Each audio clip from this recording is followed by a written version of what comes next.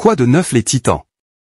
Aujourd'hui, nous nous pencherons sur cet message caché dans le livre Père riche, Père pauvre, que vous n'avez peut-être pas vu.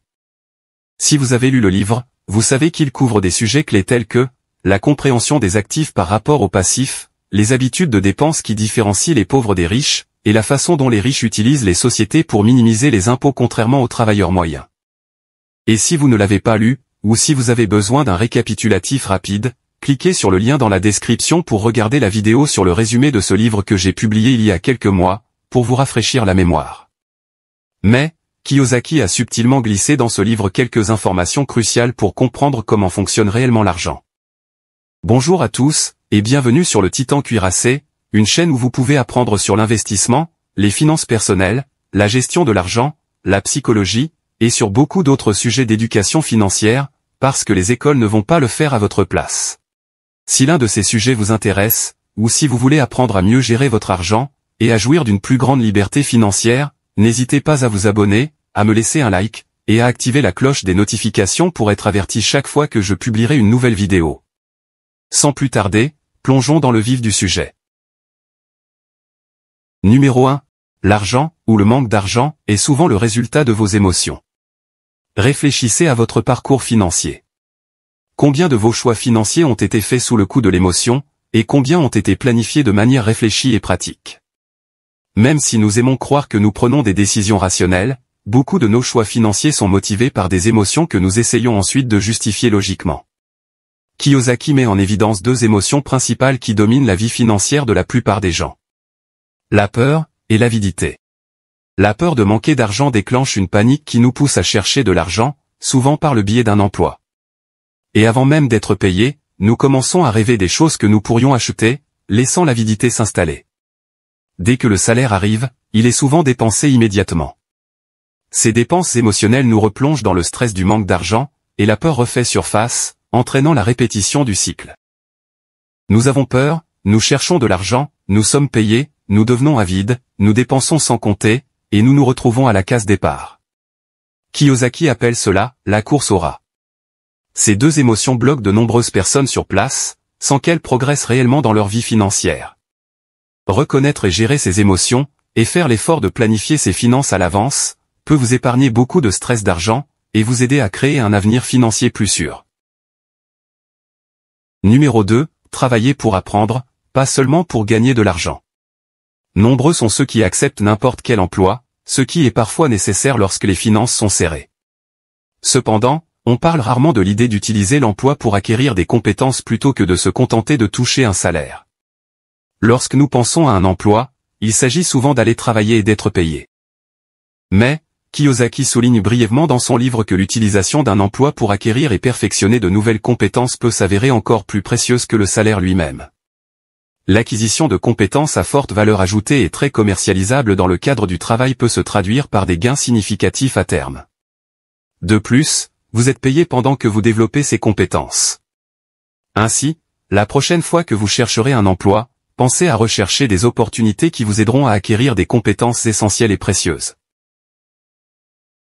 Numéro 3. Les riches ne travaillent pas pour l'argent, ils travaillent parfois gratuitement pour créer des systèmes qui génèrent de l'argent. Cette idée est ancrée dans le concept d'actif. Si vous observez la plupart des chefs d'entreprise prospères, vous constaterez qu'ils travaillent souvent dur, parfois sans rémunération immédiate, pour mettre en place des systèmes qui fonctionnent 24 heures sur 24, afin qu'ils n'aient pas à le faire. Alors que la plupart des gens travaillent pour être payés une fois, les riches s'attachent à créer des systèmes qui continueront à leur rapporter de l'argent. Qu'il s'agisse de mettre en place un commerce physique nécessitant une équipe d'employés, ou de créer un commerce en ligne automatisé, ils accordent la priorité à la création de systèmes fonctionnant de manière indépendante, même si cela signifie travailler sans être rémunéré.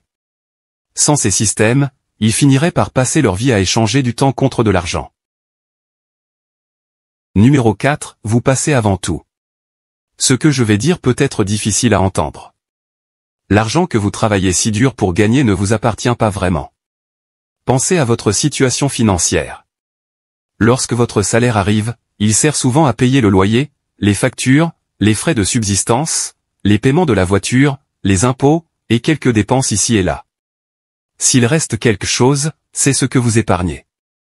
L'argent que nous gagnons ne nous appartient pas vraiment s'il quitte rapidement nos mains. C'est à nous de décider de nous payer d'abord.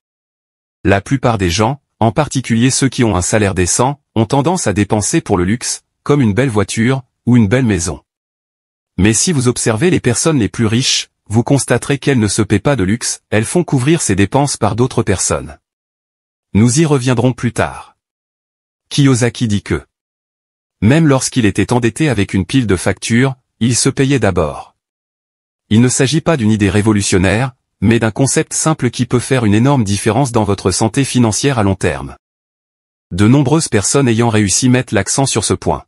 De Grant Cardone, qui a dépensé de l'argent comme s'il était fauché même lorsqu'il était millionnaire, à Gary Vaynerchuk, qui a économisé chaque dollar qu'il gagnait dans le magasin d'alcool de son père pour investir dans des entreprises comme Facebook et Twitter.